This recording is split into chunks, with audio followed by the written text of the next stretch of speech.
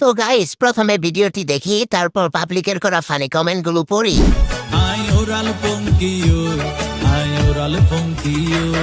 আরে ফুইসাই ফুইসাই বাইলদি প্রেমর মিডা হতা হল হোলি ফুলতে দাগ লাগাইলা প্রেমর মধুলয়। আসসালামু আলাইকুম বড়বা। এটা আমাদের আগারগাঁওয়ের ভাইরাল কেক আফানা। সেই পকড়ে হ্যাঁ কেক তো আসলে ধোকা, উনি তো ভাইরাল হতে এসেছে।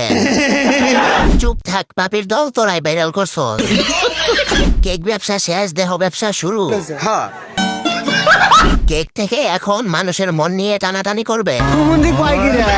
কেকের মার্কেট ঠান্ডা করে এখন টিকটকের মার্কেট গরম করতে এসেছে।